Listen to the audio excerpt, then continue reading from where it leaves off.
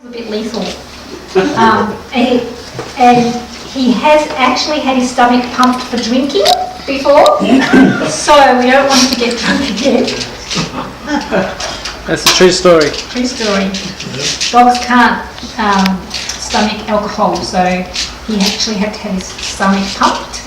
And the vet said it was the first time she had ever pumped a stomach to make a dog vomit, because he'd actually eaten vomit that was from someone drinking vodka. Oh, Lovely. You cut that out of the video. Thanks for sharing. So we don't want him to drink anymore. Where is he? Is he up there, Liz? Yeah, okay. So welcome everybody to Open Mic Night number 48. So we have a special feature tonight. We are going to be launching Drifting by Sean O'Leary. So Sean O'Leary won our novella competition. I've actually lost track of the dates. When was that you actually won it? it's over a year ago. Yeah, last year. September, I think. I don't know. Anyway, I've lost track of time. So we have been working obviously on the editing and the design of it in that time, and we now have a nice little pocket book. So one of the reasons we started our novella competition was that we feel that the novella is underrated. And there are a couple of competitions. There's one called Seizure, so that's something to look out for if you are writing novellas. And I personally like them. It's something a bit different from short stories and novels. So we'd like to think that we're sort of helping that genre, if you like. So I'm going to get, Les was the editor for this book, so I'm going to get Les to say a few words.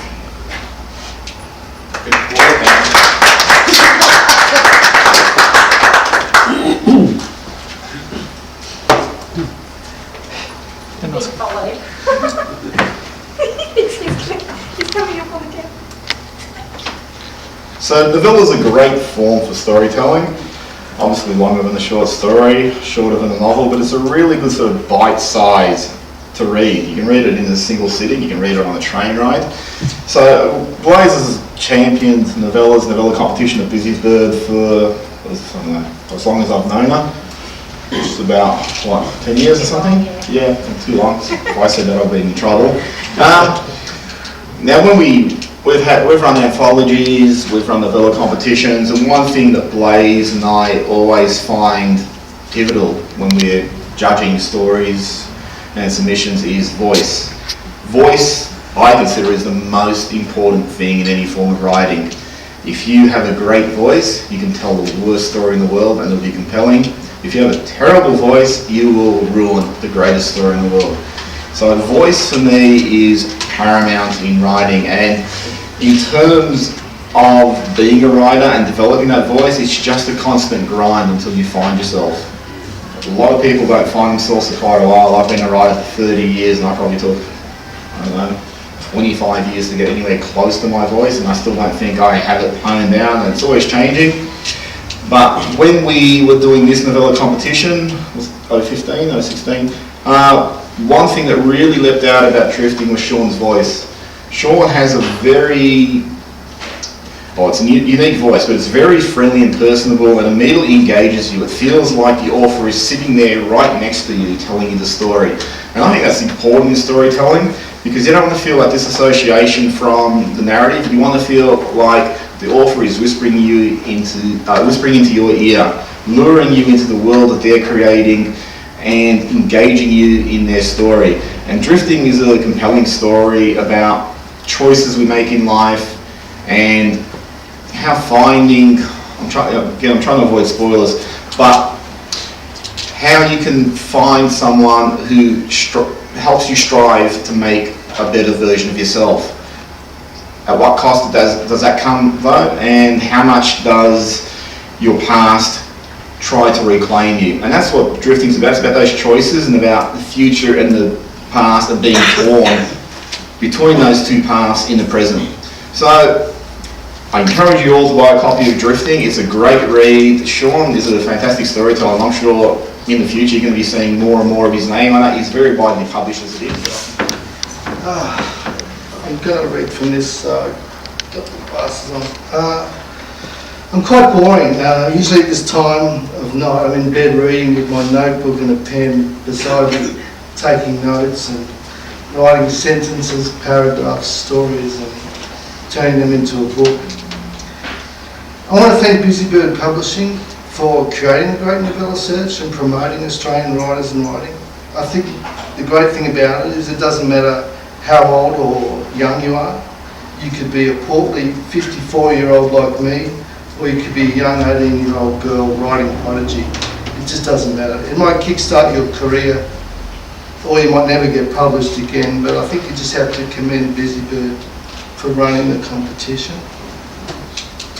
So I'm going to read from Drifting. Drifting is about Ben, a 30-year-old guy from Melbourne, running from his past and hoping for a better future. He lands in Geraldton broke and down on confidence, and then he meets Kelly.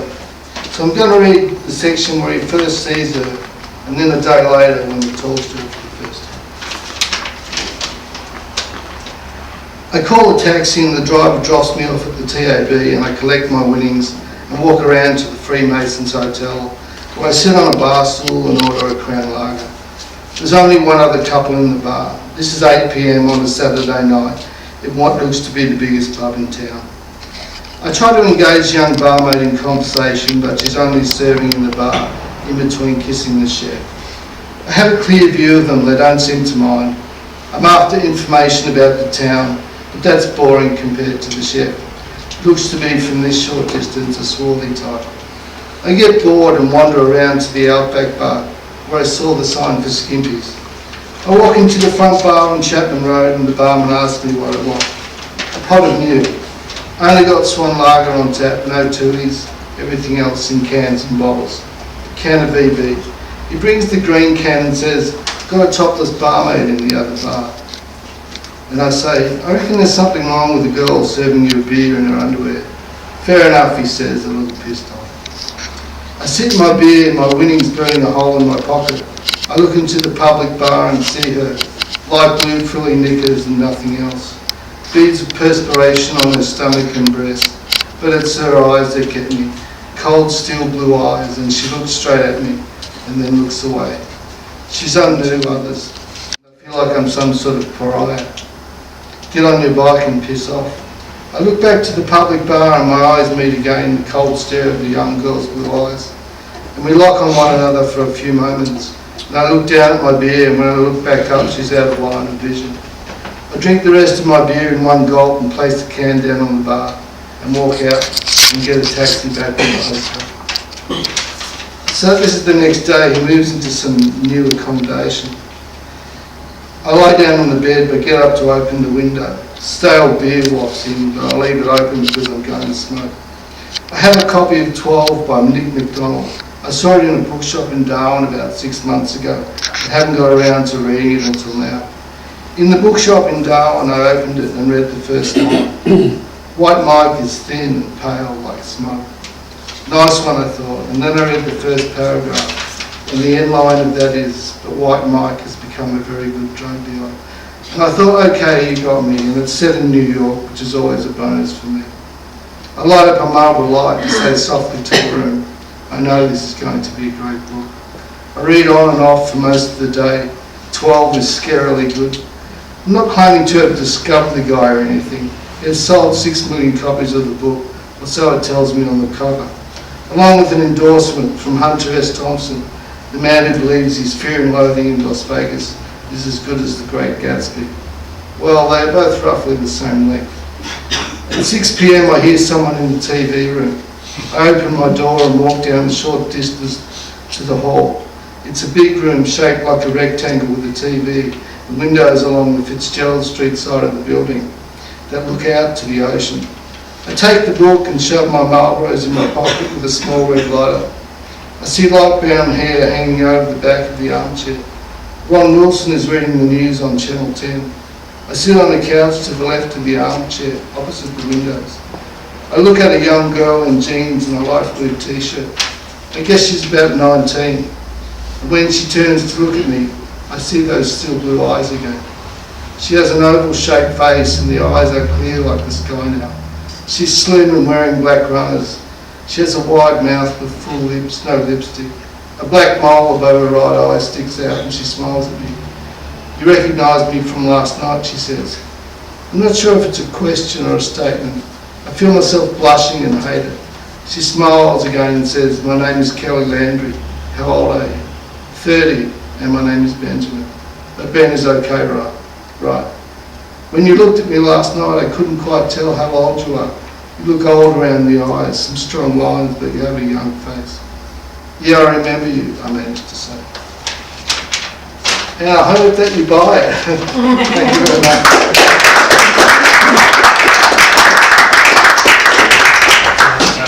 Thanks, Sean. So we will be giving one copy away as the door prize, but hopefully some of you buy it as well. Okay.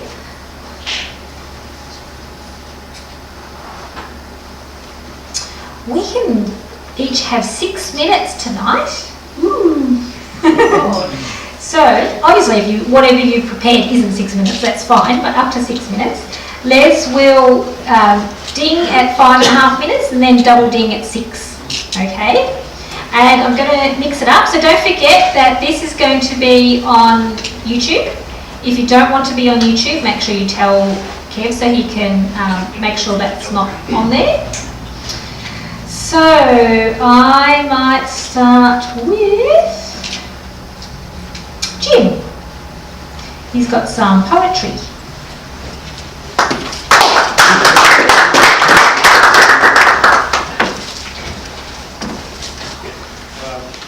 What I'm going to read tonight is just some stuff I've jotted down, impressions from, spent a lot of time bushwalking and a lot of time in various parts of the state, including Tasmania, and of course along our beautiful Yarra. So I'm going to read you a couple of short prose poetry pieces. I like writing vignettes, and I like very much to sort of leave people in a space or a moment. So I'll start off tonight with the river. Gliding down a glassy river, light, rutilated, rainbows prism off the water, sliding across a pristine plain, glancing in every direction, an aurora of intangible beauty, seemingly within reach, a Tantalus.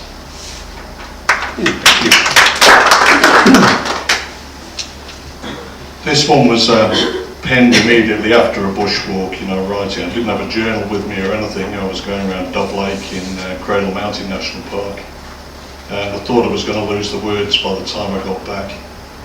So I basically got this one down in basically one sitting, as soon as I got back into the car. So the draft is what I actually ran with. It's called the Ballroom Forest. Betake me to a wild place, a place of verdant green and beauty decked with streamers, a silent dance with nature, a place of still coolness. Serenity touches me to my core, a love unrequited. I can but look, I can worship you between the feet of giant mountains and the shores of crystal lakes. I can never take you home, except in my heart and mind.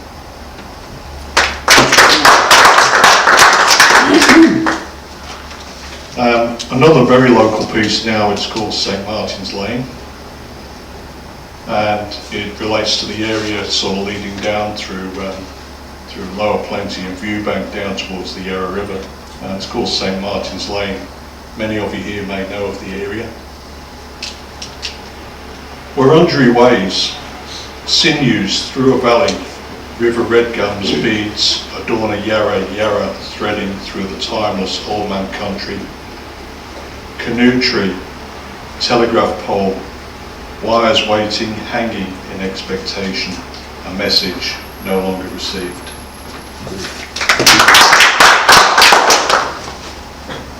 My last one for tonight is called the Cape Shank Light. We were lucky enough to have the Cape Shank Light Station totally to ourselves. And there's absolutely nothing like seeing a lighthouse close up with windmill sails of light. So I'll let the writing take up the rest of the slack. The Cape Shank Light. The guiding light fingers rotating in the dark, finding mariners out at sea. Overhead a light. Ursa Minor, Scorpio, Orion protects a safe and Milky Way for sailors bound for local seas or foreign parts. May you be safe upon the sea, wherever you are bound. The eyes upon the shore will have you found.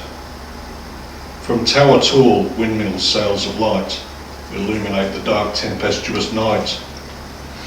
The Leviathan shall never claim a ship or soul of mine beneath my care. Thank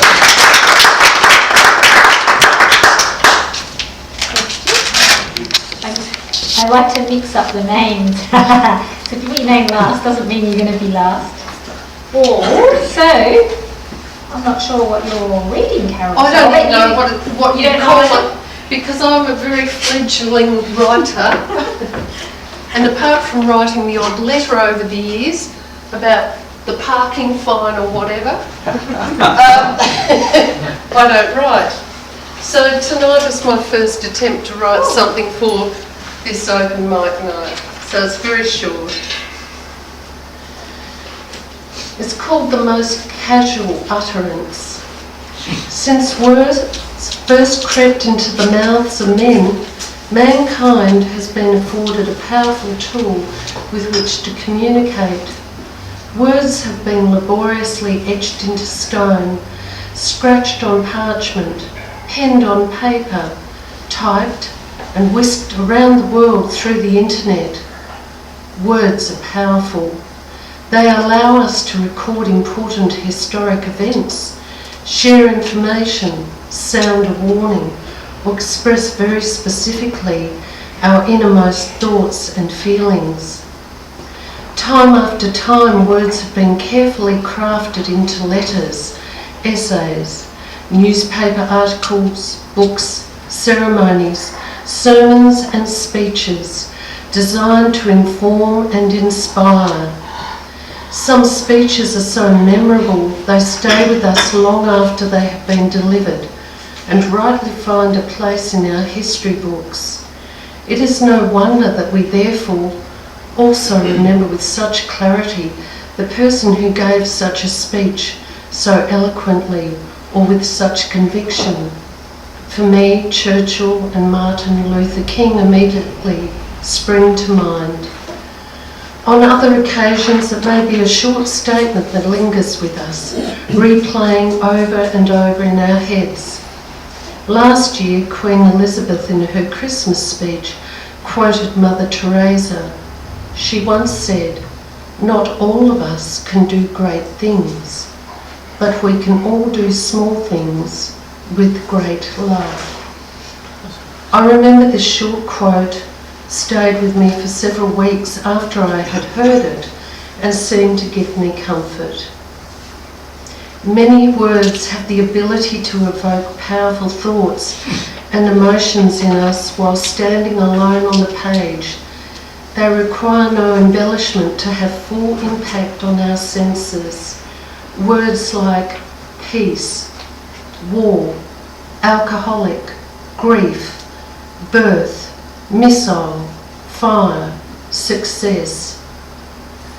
Words are powerful. Thoughtfully used, they have the ability to influence us, to make a different choice, or to change our behaviour. Most of us are well aware of this. However, what can be a source of surprise is the way these words are delivered and the context they are placed in. Recently, I was struck by the fact I had been significantly influenced by the most casual utterance while waiting in line at the checkout of my local Woolworths supermarket. The lady in front of me asked if she could have some earn and learn stickers. As I do not have children or know anyone with school-aged children, I usually do not pay attention to these sorts of promotions. However, as the lady was just in front of me, I said to the cashier, "Please give some extra stickers to this lady, as I don't collect them." The lady in front of me seemed pleased and replied matter-of-factly, "I'm collecting them for the School of Autism. My son goes there." There ended our brief exchange, or so it seemed. However, as I left the supermarket, I found myself glancing over towards the long line of collection boxes, each marked with the name of a school. And as I walked out of the shopping centre, I continued to think about what the lady in the supermarket had said to me. She was now long gone, but our brief exchange, it seemed, was far from over. She had uttered one of those powerful standalone words, autism, and it was conjuring a multitude of thoughts and feelings inside me. As I made the short drive home, I decided that from now on I would collect the Earn and Learn stickers and give them to the Northern School for Autism. Many weeks have passed since I made that decision, and each time I have shopped at the Woolworths, I have remembered to ask for those stickers. Often during this time I've found myself telling the cashier that I too am collecting for the School of Autism, in the hope that I might receive an extra sticker or 5. For someone who seldom remembers to obtain a stamp on her coffee card, my new mission has significantly changed my behaviour.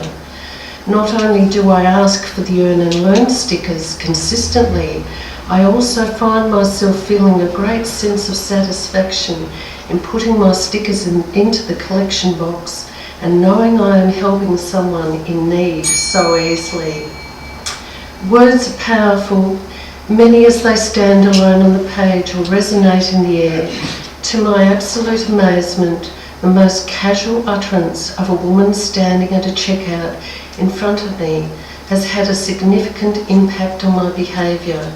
I find it incredulous to realise that if she were to stand in front of me tomorrow, I would not recognise her, nor would I recognise her voice if she spoke to me.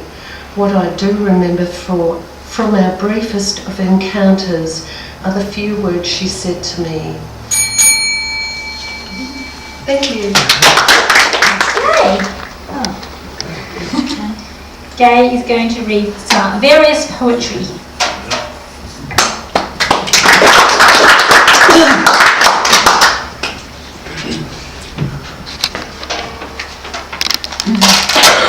The first poem I'm going to read is called Pain, and it is actually written about pain that I'm suffering myself.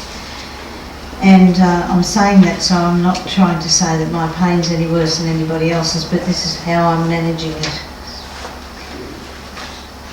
Hello, pain. You're back. Your absence was brief, but I was grateful for the breathing space. You are my frequent companion, but what are you? A thorn in my shoe? The knife in my back? My mentor? My tempter?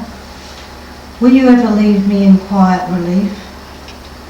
Will you wait for order to return before you leave? Order may not return. Will you remain?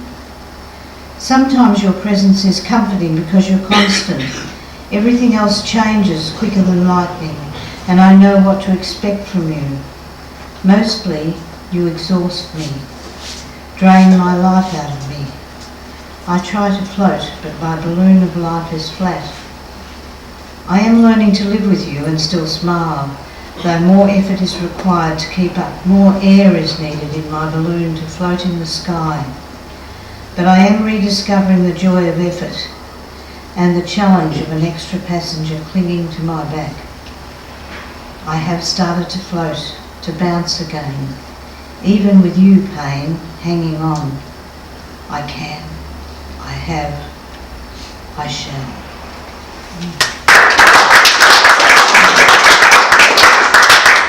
This one's not quite finished. I've been working on it for years and I've never got it quite right, but we'll give it a shot.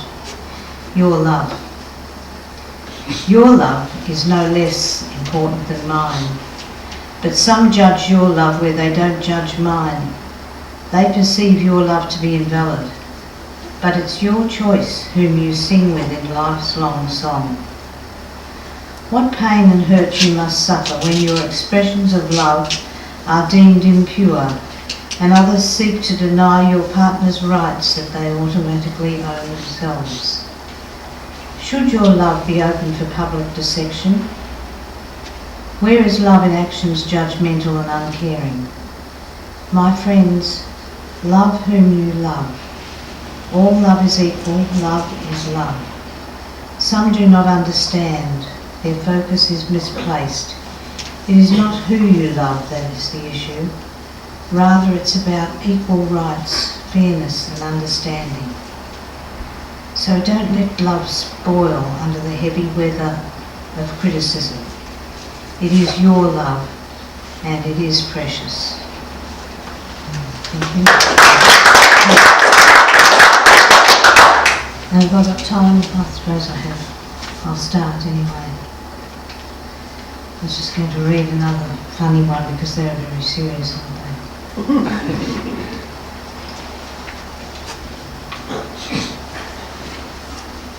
My little fat toes. I cannot get down to my foot. It's an impossible physical task. My toenails have gone kaput. They're growing so long and so fast. My little fat toes are painted a flaming, bright, brilliant red, but they're chipping and looking quite tainted. Somehow I'll have to remove this dread. I've puffed and blowed and bent over, gone red in the face and I'm through. Someone will have to take over and change my polish to blue. Thank you.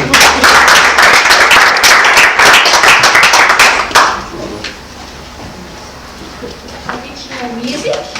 Would you like the stool up here? No, it's No? fine. Yes? This is fine. Okay, Yeah? thank you. Right. Thank you. This is my first time to one of these type of functions. And thank you for inviting me. It's lovely. I want to share a song with you that I wrote not that long ago. 11 days ago, I think it was the 17th anniversary of 9/11. At the 15th anniversary, I remember watching a documentary on it, and they were looking back to the families who went back to revisit the site after the first anniversary. And I remember watching it intrigued because, as well as the families looking as tragic as you'd expect, there was a little girl holding onto her mum's hand. She was about 5, and she wasn't looking down or looking sad. She was looking up to where the buildings used to be, and honestly, I could see it. She looked angry. She was really angry, and I was trying to think, why would a 5-year-old be angry? She wouldn't understand Al-Qaeda. She wouldn't understand any of that. Then I sort of put some words into her mouth and thought, well, she's probably angry because she lost her dad, and it's her dad's fault because she doesn't understand the rest of it. So I thought I'd write a song on behalf of Amy. I named her Amy, and it's called Amy 9/11.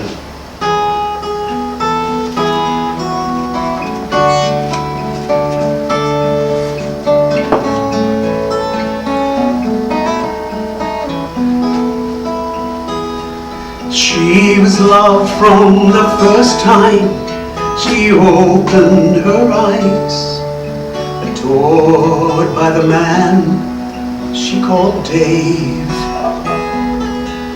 Dave who carried her when she was tired, Dave who wiped tears when she cried. But now she'll never trust him again.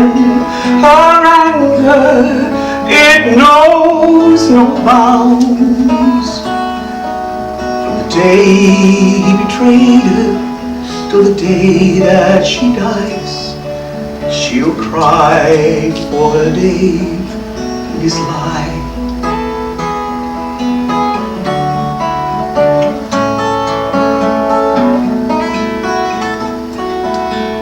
Dad, he would be there with stories so wise, and he'd take away all her tears.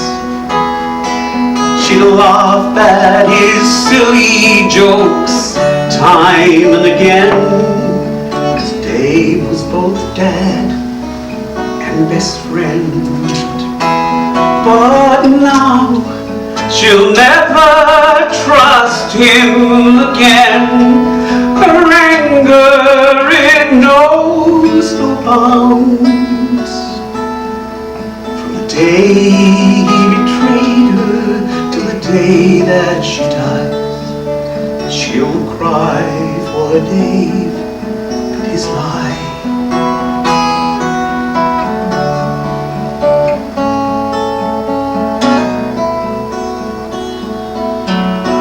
Day that her heart stopped caring to love, her Dave said he'd see her that night. He kissed her, he said that he loved his sweet girl. Then he left, he walked out of her life. He phoned home and said things were just fine, don't worry, he'd climb stairs to the light. Though the buildings were burning, he'd make it all right. He'd be home to his darling that night.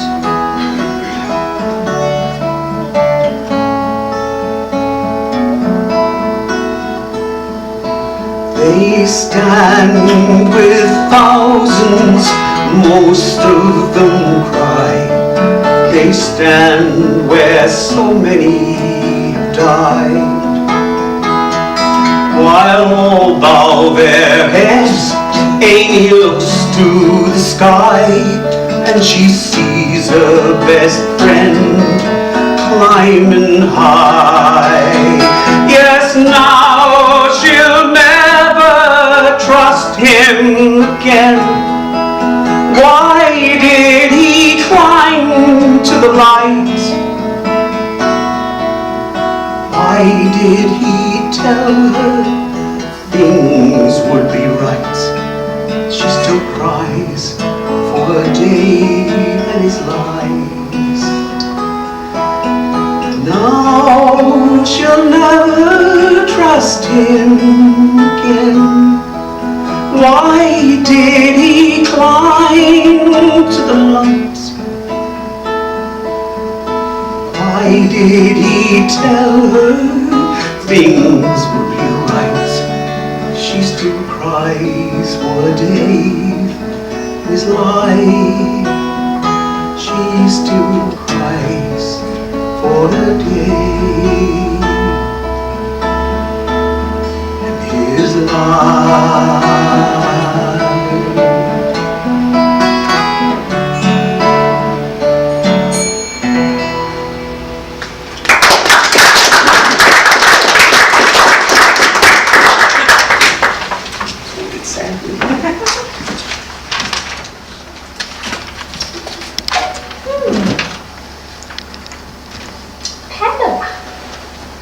Pamela is going to read from her memoir, and it looks like we're back in England. Is that right? Yes. Yes.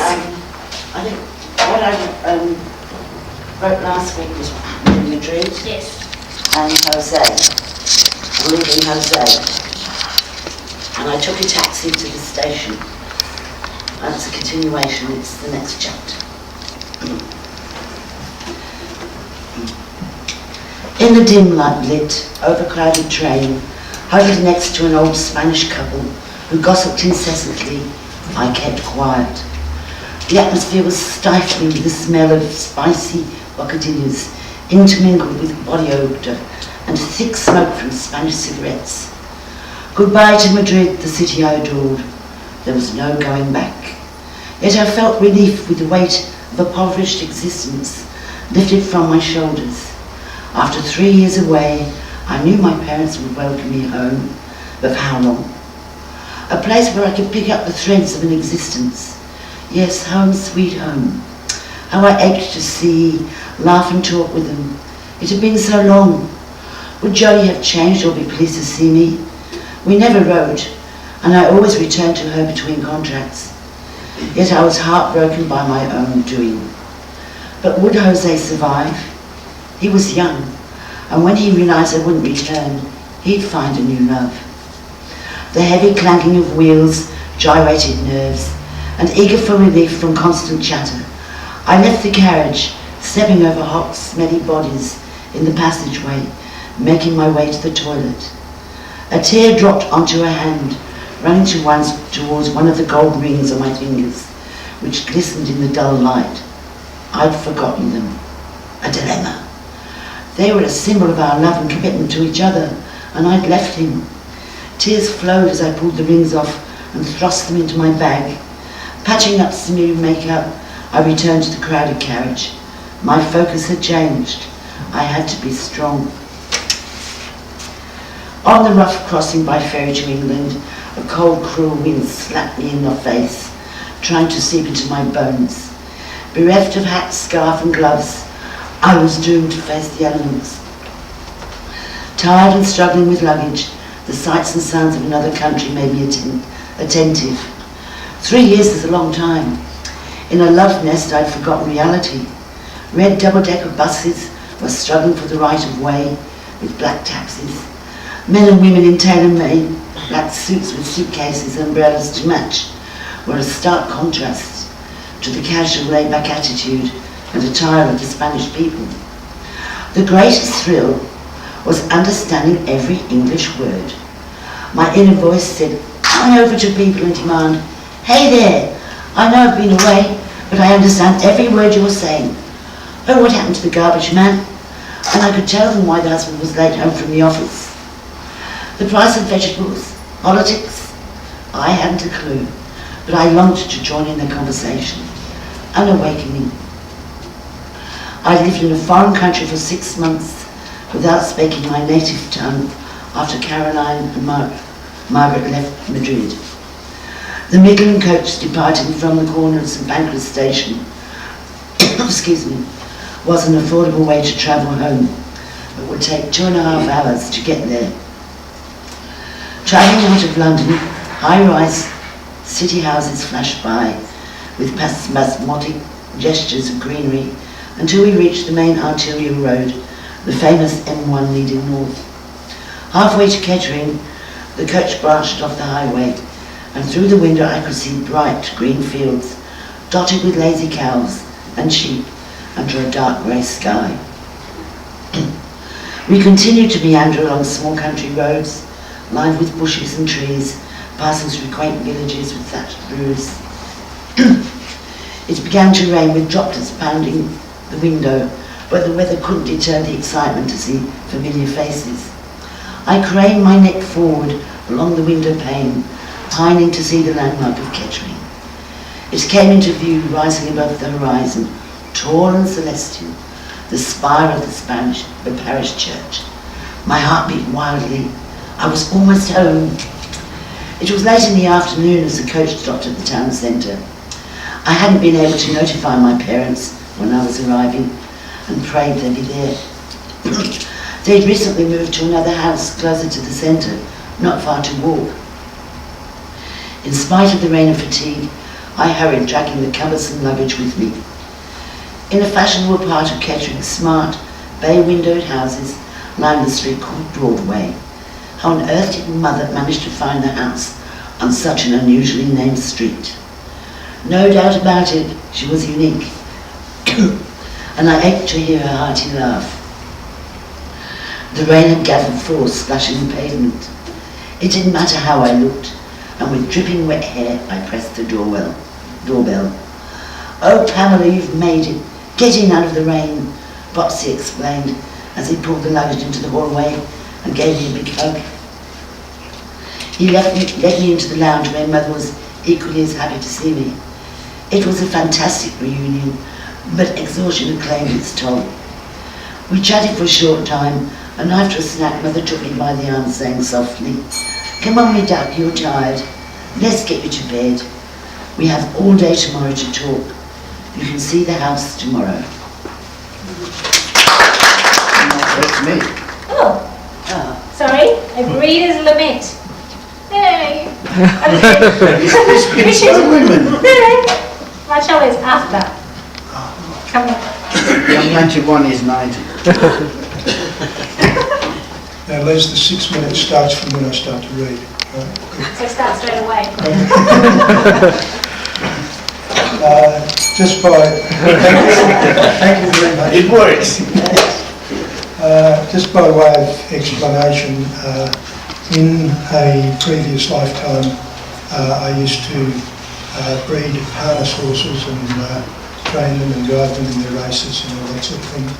But because my wife and family liked to eat, I also had to go to work, and I was editor of a weekly magazine newspaper called Victorian Trotting Weekly, and also of a monthly magazine, glossy magazine, called Australian Rainsman.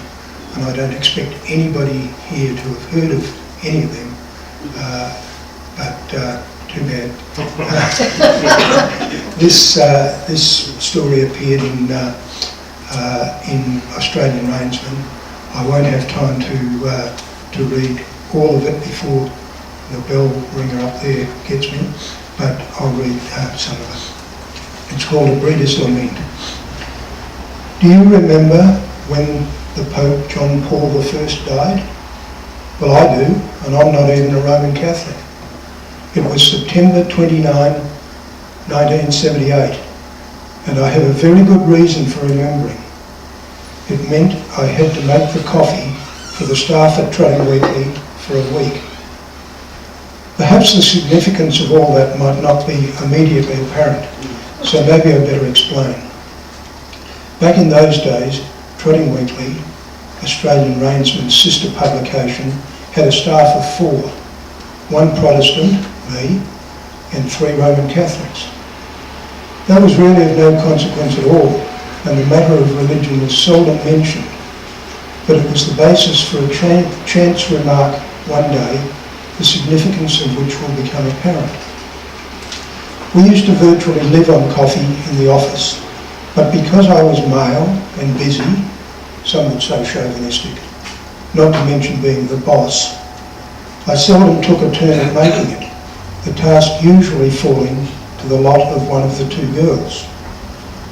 This particular day, Jill Pascoe, who at the time was assistant editor of Trotting Weekly, apparently was a trifle grumpy about something or other and seemed intent on stirring up trouble. Rallying the others to her cause, she demanded to know, how come it's us Catholics that make the coffee all the time? When are you going to make it? Leave me alone, I replied. When the Pope dies, I'll make it every day for a week. I hadn't given much thought to the Pope's health at the time, and for all I knew, he might have lasted another 50 years. In any case, it shut them up temporarily, and Jill went and got the coffee. Pope Paul VI died about a month later. The rest of the staff didn't know whether to laugh or cry. They all went into suitable mourning for His Holiness, of course, while simultaneously having the time of their lives, demanding cups of coffee about every 5 minutes for the next week. It was a wonder they didn't all die of caffeine poisoning. The week passed slowly, and at its conclusion, the old familiar demand was made once more. So when are you going to make the coffee again? The answer was obvious. Same conditions, I replied. I'll make it for a week when the Pope dies. I even permitted myself a smug grin. I'd seen pictures of the newly elected Pope John Paul I, and he looked in the prime of life. The historians will tell you that the shortest reign in the history of the Roman Catholic Church was that of Pope John Paul I. It was early on the morning of September 29, 1978, that I was walking up to the back paddock at home, transistor radio in my pocket, to check on my broodmare, Winning, who was due to foal. the news headlines almost stopped me in my tracks. Pope John Paul I is dead. I know it's going to sound sacrilegious, and it probably was. I remember distinctly my first thought, my God, it went through my mind, I've got to make the coffee for another week. At that instant, I saw the foal. The mare hadn't really been expected to foal for another day or two, and the baby colt frisking about beside her had taken me a little by surprise. Still, he was a bonny little fellow, and obviously had had no trouble making his way into the world without any assistance from me. Arriving at the office, this time it was me who didn't know whether to laugh or cry. I was delighted with the foal, but the thought of having to put up with another week of persecution as a coffee slave was almost too much. Nevertheless, sometimes you have to put up with these things, so I made the first cup of coffee, over which we discussed the events of the morning. A couple of cups later, with a strong feeling of Catholic oppression beginning to take over, I determined to fight back. So when asked what I was going to call the foal, I declared he was to be known as George Ringo. If the Pope can call himself after half the Beatles, then the foal can be called after the other half, I explained. The howls of protest could have been heard in Vatican City, and this time I suspected they were serious. After having various aspects of my pedigree explained to me, not to mention that there was every chance that the divine hand of Providence was about to zop me, I decided that rather than risk a Catholic uprising, I'd better revise my ideas. So, appropriately, the colt became known to his friends as Coffee, and it was generally agreed, with no protests from the Catholics, that when I applied for a racing name for the youngster, the first choice would be Roman Coffee. But that day never came. And if you want to know the rest of the story, perhaps you can buy the book, or come back next time for the next exciting episode. They've been eating pure LSD. The main element of LSD comes from mad or damp, or what I want to call it, rye. So this is the flying wind that people actually saw. They were all drugged for 3 years. And then it's a true story. Next time I tell you about the poppies and the salted cadaver. True story.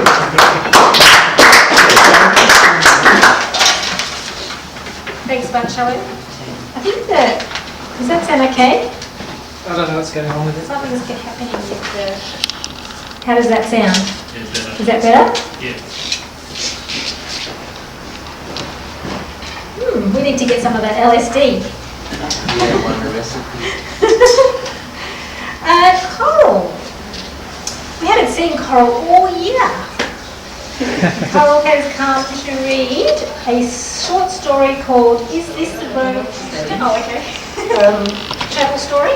Yeah, it's a while ago I self-published the third in my travel memoir series, Planning to the Nth, I called it. And this is the third one, and this describes my challenges driving around English roads in 2011. And I just thought I'd read the first bit of it. I'm at Melbourne Airport, it's 1 a.m. and I'm waiting for a plane to take me to Manchester, England. Take-off time is 2:35 a.m. What's that? I'd said to the travel agent on that bitter winter's day 3 months ago as she printed out the ticket and handed it to me. That's your departure time. 2:35? Yes. In the morning? Yes. I can't leave at that time of the morning. It would mean being awake all day and half the night before even taking off. That could be 19 hours. I'm not good without sleep. I'm sorry, she said, her eyebrows knitting. I thought you realised. It was too late. The trip was confirmed. I didn't know planes flew 24 hours a day. I find the idea of pilots flying at all times of the night and day scary, to say the least. Having done shift work myself, I know what it can do to your sleep patterns and so your mind. I want my pilots to be on the ball. Booking in time was 3 hours before flight time. My daughter picked me up at 9:45, a good time to allow for all eventualities. We sailed happily and easily along the southeastern freeway on our way to the Tullamarine Freeway and the airport. As we approached the tollway leading into the city, a sign flashed, Burnley Tunnel closed, use detour.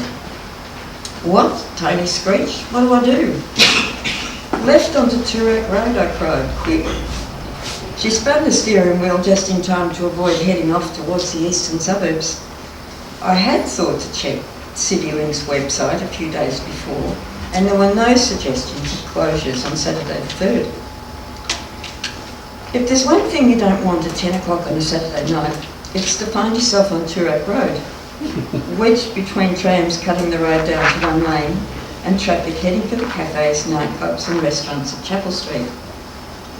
We now had to make it past Chapel Street to the end of Toorak Road and onto St Kilda Road, which would lead us eventually over the Baltic Bridge and onto the Tullamarine Freeway and the airport.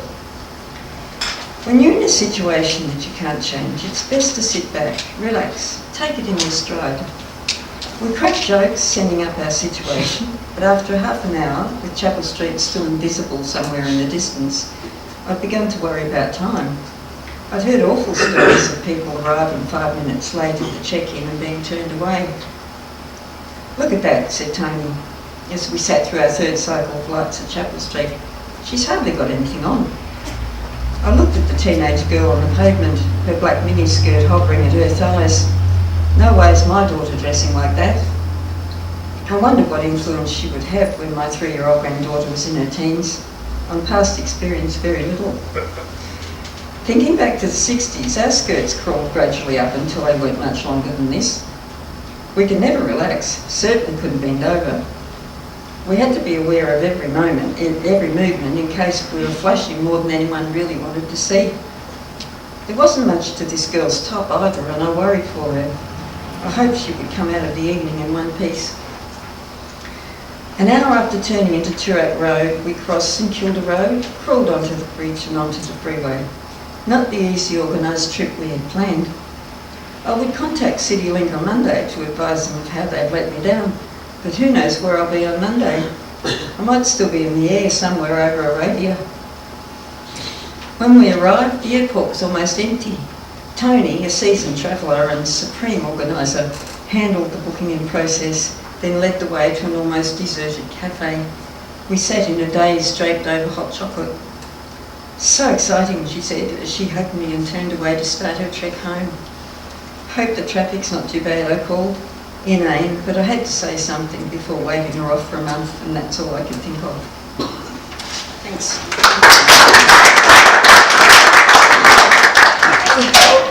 We missed your travel stories. So good to see you back. Oh, thanks.